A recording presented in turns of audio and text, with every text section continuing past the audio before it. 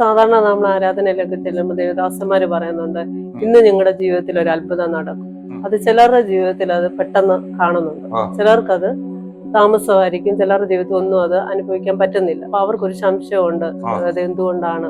വേദപുസ്തകം ആദ്യം മുതൽ നമ്മൾ വായിച്ചു കഴിഞ്ഞാൽ ഇന്നൊന്നൊരു പ്രവൃത്തിയുണ്ട്. ഇന്ന് ഞാൻ നിങ്ങളുടെ ജീവിതത്തിൽ അത്ഭുതം ചെയ്യും. കർത്താവ് തന്നെ പറയുന്നുണ്ട്, അന്നുള്ള ദിവസത്തിന്റെ ദോഷം മതി. ഇന്ന് സങ്കീർത്തനക്കാരൻ ദാവീദ് എന്താ പറയുന്നത്? ഇന്ന് യഹോവ ഉണ്ടാക്കിയ ദിവസം. അപ്പൊ ആ ദേവദാസന്മാർക്ക് ഇന്നേ പറയാനൊക്കത്തുള്ളൂ. ഇപ്പോൾ അവർ പറയത്തില്ല റൈറ്റ് ടൈം.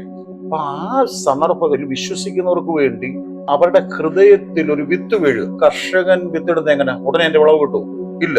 ആ വിത്ത് വളർന്ന് ഫലം കായ്ക്കുന്ന പോലെ ആ ഒരു വെളിപ്പാട് അവർക്ക് കിട്ടിയാൽ അത് പിന്നീട് അതിന്റെ ഫലം വരും. ചിലരുടെ ജീവിതത്തിൽ തകർന്നിരിക്കുന്ന ഒരു അനുഭവത്തിലിരിക്കുന്ന ഒരാളോട് ഇന്നൊരു പ്രവൃത്തി എന്ന് പറയുമ്പോൾ ചിലപ്പോൾ ഒരു സാമ്പത്തിക വിഷയമോ അല്ലെ പെട്ടെന്ന് വേണ്ട ഒരു സൗഖ്യമാണ്, ദൈവം അങ്ങനെ ചെയ്യും.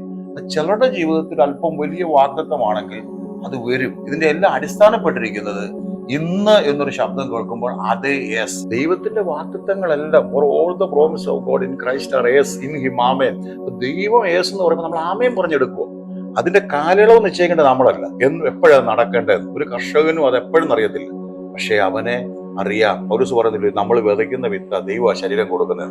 നമ്മൾ ചെയ്യുക, കാത്തിരിക്കുക, അല്ല സംശയിക്കുവോ അല്ലെ അദ്ദേഹം പറഞ്ഞത് കറക്റ്റാണ്, ഇതൊന്നും നമ്മൾ ചിന്തിക്കരുത്. നമ്മൾ വിശ്വാസം ഏറ്റെടുത്താൽ അത് ജീവിതത്തിൽ വെളിപ്പെടും. ചില പെട്ടെന്നുള്ള ആവശ്യങ്ങളെ ദൈവം പെട്ടെന്ന് തീർക്കും. അബ്രഹാമിന്റെ ജീവിതത്തിൽ 25 കൊല്ലം കാത്തിരുന്നില്ലേ? ചിലപ്പം അതുകൊണ്ട് വെയിറ്റ് ചെയ്യുമ്പോൾ ദൈവമഹത്വം വെളിപ്പെടും.